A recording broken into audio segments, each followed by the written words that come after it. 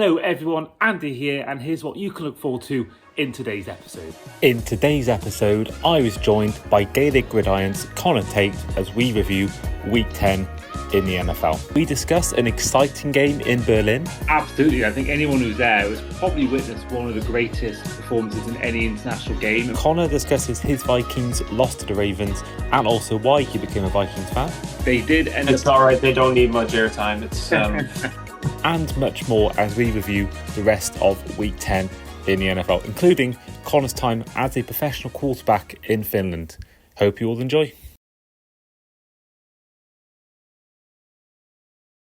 Hello everyone, and welcome back to the Across the Pod NFL podcast. I am, as ever, your host today, Andy Davis, as we are here to review Week 10 in the NFL. Now, I'm fully aware, elephant in the room, Week 10 hasn't actually finished yet. We've got one game, well, as of recording, one game that's happening in about 3-4 hours' time. When this podcast is released, it will be coming out. It will have just finished. So we're not going to talk about the Eagles-Packers, which is probably the game of the week, but we'll talk about the rest of the action. And as you can see with me, I've got a first-timer on the show. Now, this is the guy that about 30 hours ago, I didn't know who he was, but I met him at the Berlin game yesterday. With me today is Gaelic Gridirons and also current professional quarterback, Conor Tait. Conor, how are things? Nice to see you again. Things are hectic at the moment. It's been a very busy few hours, but it has been the most amazing 24, 36 hours that culminated in that big Colts victory in Berlin yesterday. Yeah, I mean, it was, for myself as well, my first time covering a game outside of the UK and Ireland. My third year doing, media game, NFL games, international series games, in the media, in the press box. But my first time doing it outside of the UK and Ireland. Was meant to go to Munich last year. I'm sure many of our regular listeners will be aware, but unfortunately illness got the better of me. But for you, Conor, it was your first time ever doing any international series game in the press box. I mean, we'll go on to my stories all, but for you, just for the first time doing it, how special was that for you? Well, when you hear that when people fly in first class and then they don't really want to go back to economy, I think it's like, I don't really want to go back to being a regular fan now. I quite like the press box up there. It's nice and warm. The food is great. Listen, it was the most amazing experience, and kudos to the NFL. I thought they did an amazing job. I thought the whole production and the event in general was well organized, well oiled, and we got, I would say, unprecedented access to the field right up until the national anthems went off. Pretty much is when we were ushered down the tunnel. So the amount of access we had was sensational, and then that viewpoint over the magnificent Olympia Stadion and all the history that is surrounded in that building is it was a mega event, and I thought the NFL knocked it out of the park.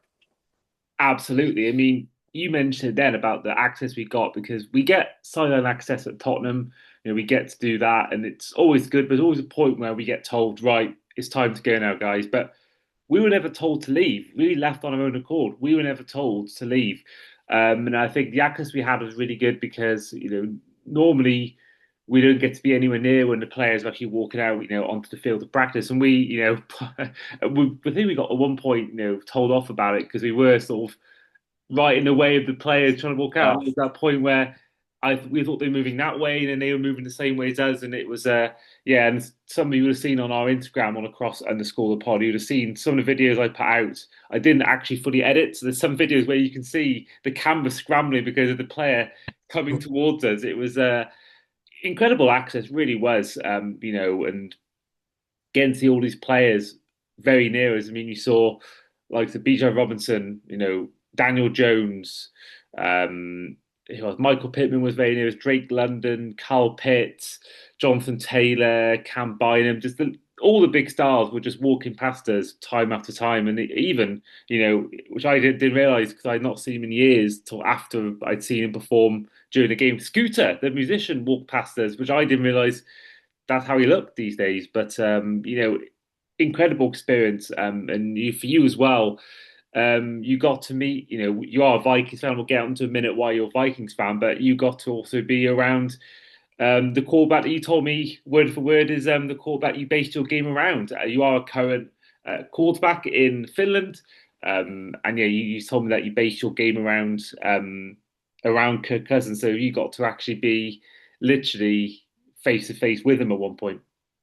Yeah, that was special, man. As I said, when I was starting out, Kirk was one of the guys I modeled my game on. You know, him and Rogers. Rogers more so mechanically, and Kirk just the way he operates off the field as well. Just the way he goes about his business, the professionalism that he shows, and his preparation before games, and it's been well documented on Netflix because they had a lot of access on into his personal life and his work life on that Netflix documentary, the quarterback one.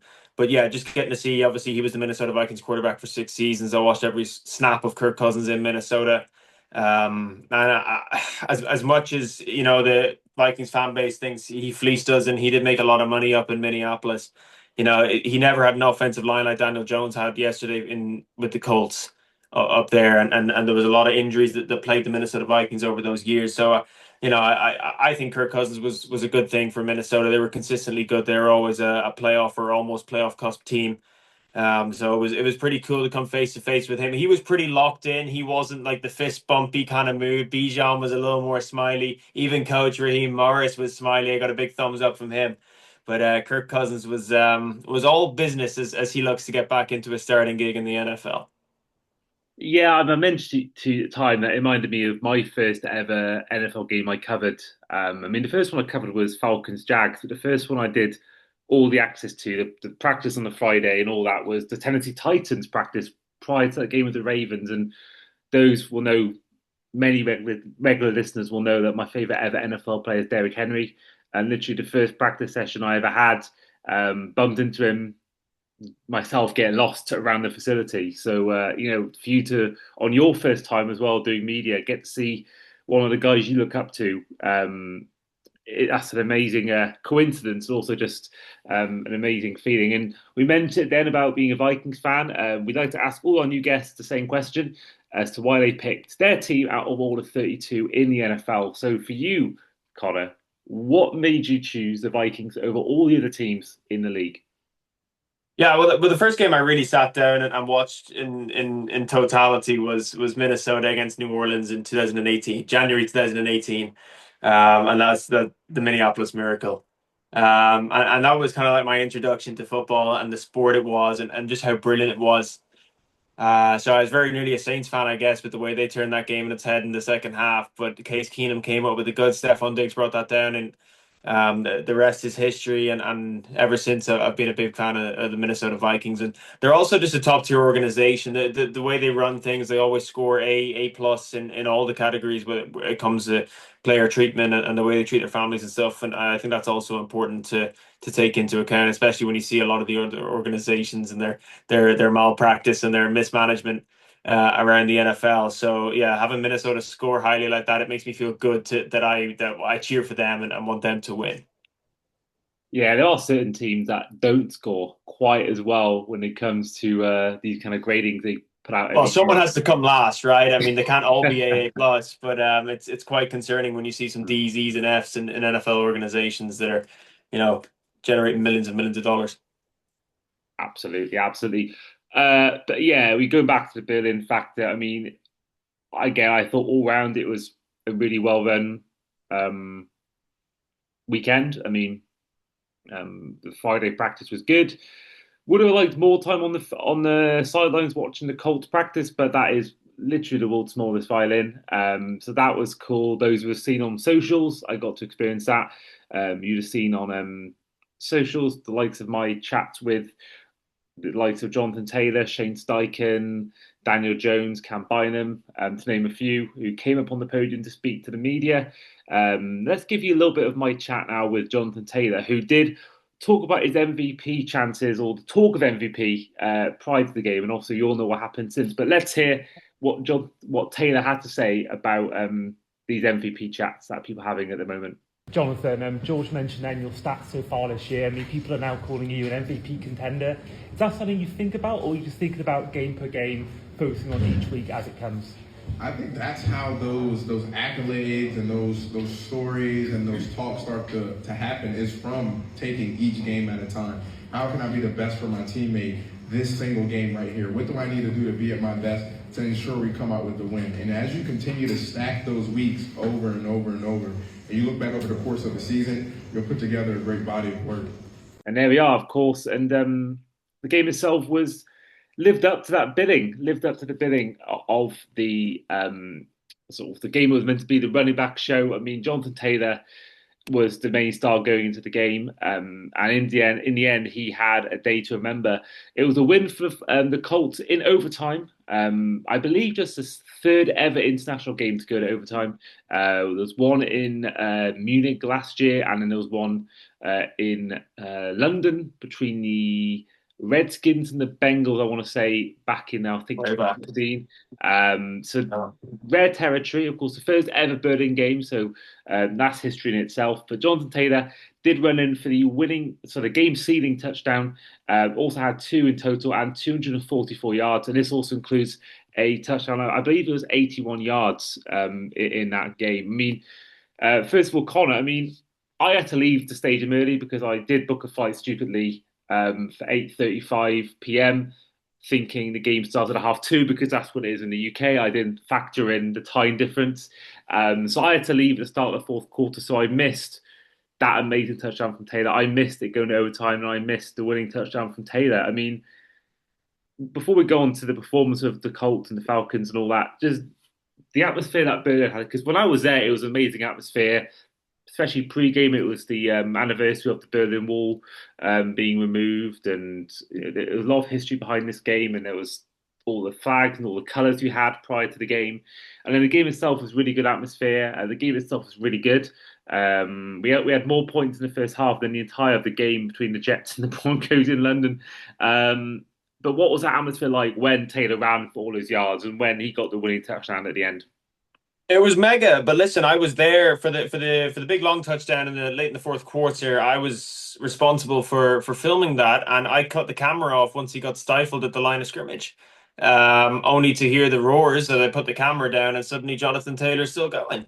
I whipped out the camera as soon as I could again. He's suddenly over the 50-yard line. He's going all the way to the house. It was a remarkable moment, and the Colts needed it because they'd been shut down by the Falcons throughout the game. That Falcons pass rush had done a pretty good job of mitigating Daniel Jones, and then the fourth down. Should you go for it? Should you kick the field goal? They got the previous one, and then they go again, and the little flip to Taylor, and the Falcons smothered that one. So the Colts really needed a spark, and Jonathan Taylor provided it. And look, it was a tale of running backs in Berlin yesterday because you have arguably the two best in the NFL in Taylor and Bijan Robinson going up against each other. And I have to say, it was an honor to watch Jonathan Taylor create history, but also to watch Bijan Robinson, who didn't have a statistically amazing game, but just watching him cut on a dime is something. Like the size of Bijan Robinson, as you say, we got great field access. He was right beside me walking past. He's a big guy, and his agility is just out of this world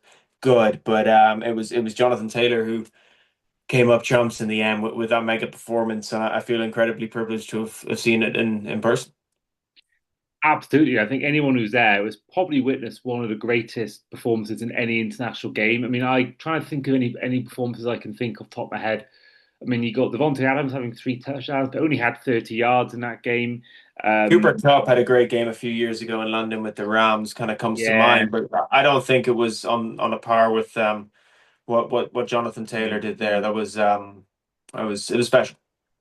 yeah. I mean, I remember being there for that game against the Bengals. That's probably the best touchdown I've seen in London. That was an amazing flea flicker play from Yeah. Jared Goff and Cooper Cup. I think the only one I can really think of that comes close. I think this one is the top one, but I think the only one that comes close. Sorry to bring up his name, but Deshaun Watson's performance against the Jags in 2019 was pretty special to be at Wembley. I mean, it was a pretty bad game, 30-3. I thought 27-3, a really one-sided affair. But I remember just watching him and being, in awe of his performance at the time. And obviously, we all know what's happened since. But at the time, it was an amazing performance to be witnessing in person. But that was just sensational because most of the international games I find the big stars often don't perform. You think about all of the games this year in London. The first touchdown scorer, none of them were big names. I mean, you had Jets Broncos. Everyone was thinking was going to be Cortland Sutton or maybe Justin Fields or maybe Garrett Wilson. Turns out it was none of those. Browns Vikings. It wasn't Jefferson. It wasn't Addison. And the same thing happened with the Rams Jag. So yeah, so for him to actually put in a performance that everyone was hoping for, I think was really good for the international series, and that leads us just to one game left in the international series, which is going to be the Dolphins taking on the Commanders.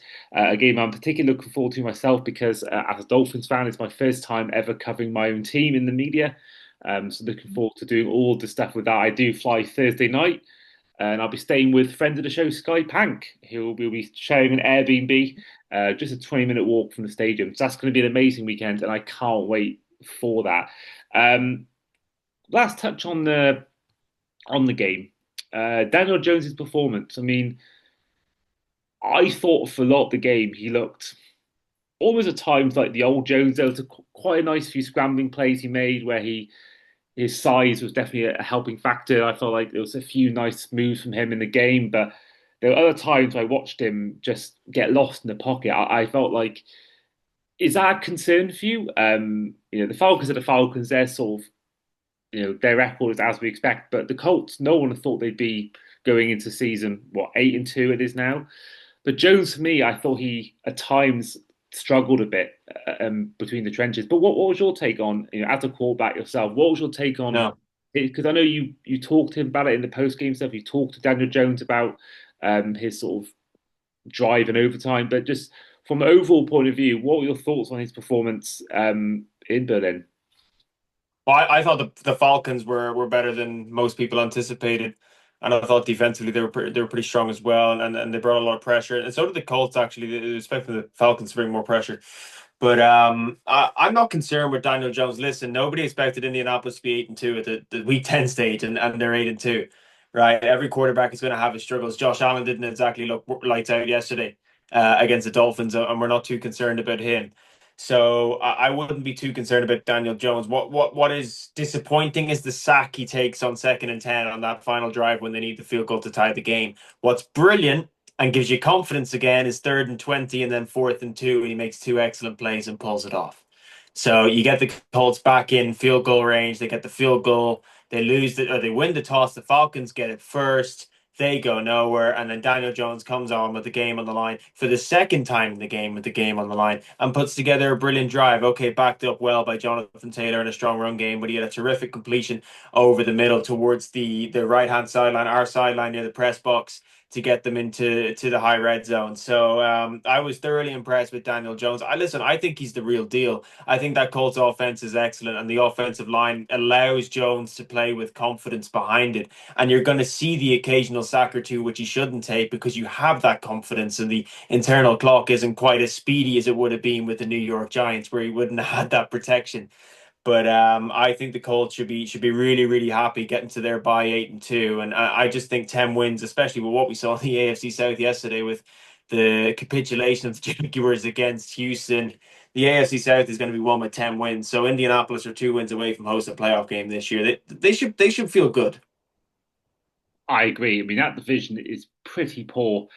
You mentioned it then. It was a monumental collapse from the Jacksonville Jaguars. They lost by 36-29, a game which saw them at one point have 2 yards in the fourth quarter compared to 151 for the Texans. And that even more, I think, solidifies the Colts' AFC South division chances. It really does. So I don't think they've won the division, I don't think, since maybe Luck's early part of his career. I don't think they won it in a while. It's been a long time since Indianapolis won that division. Yeah, it's been dominated by by Houston actually in recent years.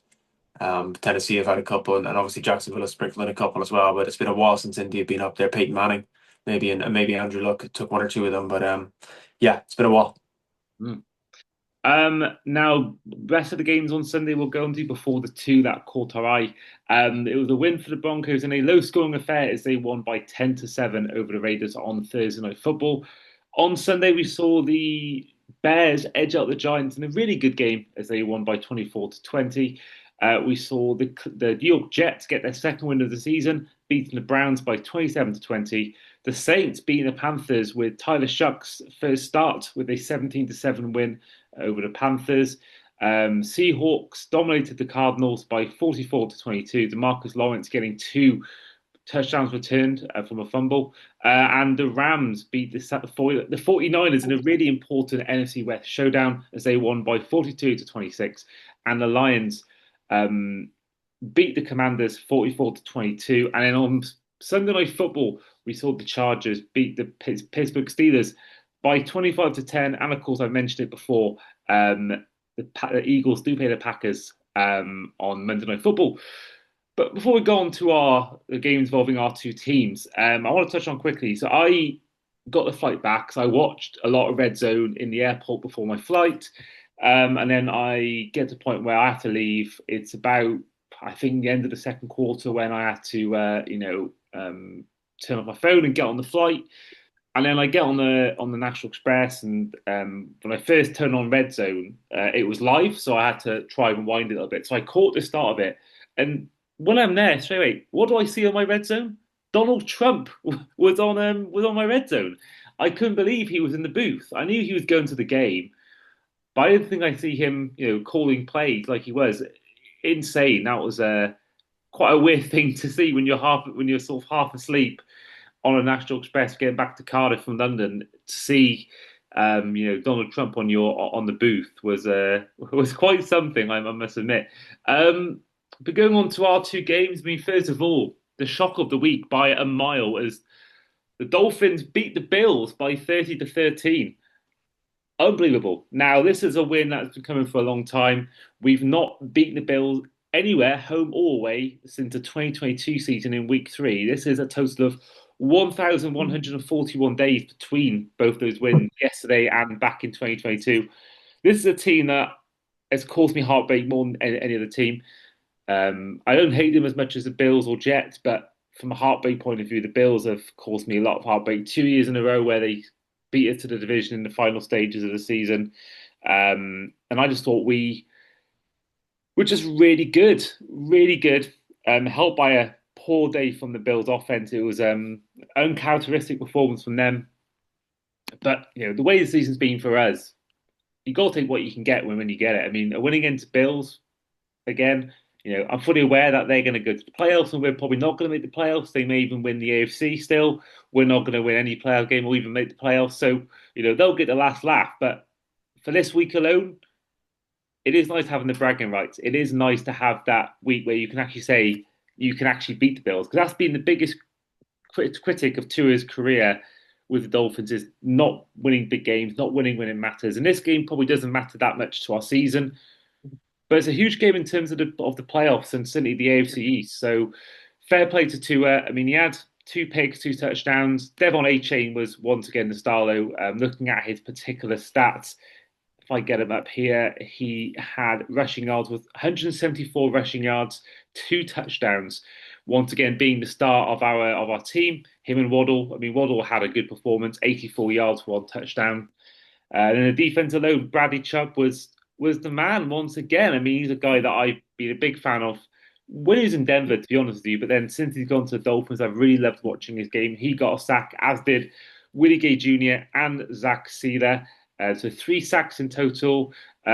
Also, we had a play from Ifeatu Melifonwu. He ended up getting I believe it was a deflected pass. But all round, it's for me, a really encouraging performance because the playoffs were a long shot, but it gives you that slight hope that you never know if you can just keep the performance going. But I think certainly gives me hope in terms of next season because if McDaniel is going to stay, I don't think he will stay. But if rumors are true that he's going to stay with the team, if you can perform like that, it shows me that you can still give something to this team. And overall, I was really happy with it. Just to beat the Bills because there's been Josh Allen's only lost until yesterday. He had 2 losses in his entire career against the Dolphins in all those years. So it was nice to beat him, nice to beat the Bills, and just overall give us something. Just give us something to shout about at the end of the season. It gives us something to some sort of pride. We're not going to make the playoffs. We're not going to win a Super Bowl, but to get that win and sort of have that feel good moment in the team before going to Madrid as well. Of course, still waiting out of 7 games to see us win a game in person. So hopefully it's 8th time lucky. And I think with the injuries in the Commanders and their lack of discipline, we saw the Commanders players throw a punch at the referee, and there was a I can't think of the player words for the Lions, but I think it was Sam Brown. The punch we saw from one of the Commanders players on him, and he's been suspended since. Darren Payne, that was it. So it gives me hope that against his struggling Commanders team, the momentum we built from that win, it can give us hope that we can end the season on a high, and as well give me a win in person.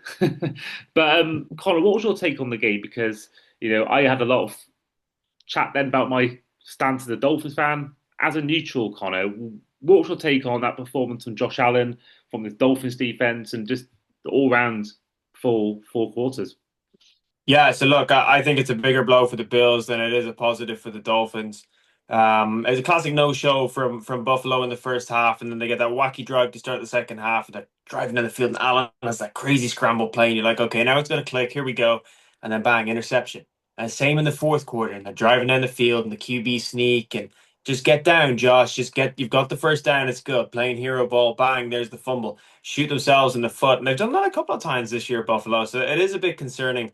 As for Miami, it's just another win to keep McDaniel there another week. I think I don't see him there as the long term plan. I think he's had long enough to prove it, and this season has been a basket case really with all the podium shenanigans and nonsense that has come out of Miami. But I think it's good for the international crowd that Miami are coming in off a win. And I do think they will probably be favorited now in Spain. They are the de facto home team in Madrid. And yeah, Washington really lost their head this week. So that locker room looks like it's gone too. So I back the Dolphins this week, and I hope the Dolphins take it now for your sake. Yeah, me too.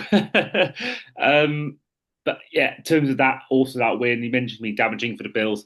It completely now opens up the AFC East because now it's a 2-win gap between the Patriots, who are top after their win against the Bucks, and the Bills, who got 6 wins. Now I have to send a bit of an apology to the Patriots because I did call them the biggest pretenders of the season so far because their schedule was really easy apart from the Bills game. But I think to beat this Bucks team and the throws you saw from Drake May, Yeah, it's a big win. just one to Matt Collins was really impressive. So for me, I do feel like this has massively opened up the AFC East, and I think that this could cost the Bills ultimately. I think the game against the second lot of game against the Bills, between the Bills and the Patriots, will be, I think, the key. If the Bills can win that game, I think they've still got a chance. But if the Patriots can win that game in Fox, If the Patriots win that, it's done. They'll be 3.5 games clear. That is their division now. Buffalo will be looking at that on their schedule. No, that's an absolute must win. It's as simple mathematically. It's as simple as that. They have to take that one. They can't afford to lose that one. well, let's move on to our final game. Of course, we are running low on time on the Zoom recording, but we'll talk about your Vikings. They did end It's up. all right. They don't need much airtime. It's I mean, it was a really. We mentioned about the division standings with the AFC East.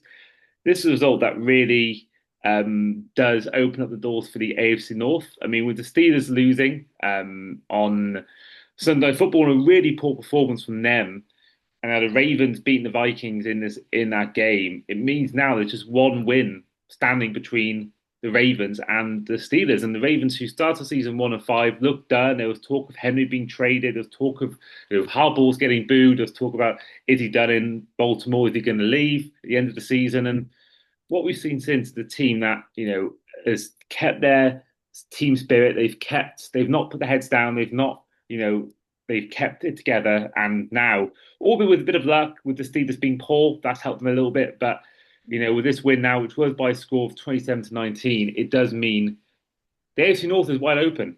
Wide open for the. I think even the Bengals. Joe Burrow today did announce he's back in practice. Personally, I think their team's nowhere near, but you never know with that kind of caliber of quarterback. So I think the AFC North now has gone from what was maybe after the Dublin game, maybe after week 6, looking like a one-horse race with the Steelers going to win it. Now we're looking at it as a division that actually could see the Steelers not win it at all and not even make the playoffs. So it's It's really wide open, and it's all on Pittsburgh, man. Like they've been disappointing. I had a lot of faith in Pittsburgh, and they've kind of let me down with their recent performances. As for Baltimore, they didn't look particularly great in Minneapolis yesterday, but that's what good teams do. They win when they don't look too good. Minnesota sure shot themselves in the foot. Just the tail of the tape is poor execution.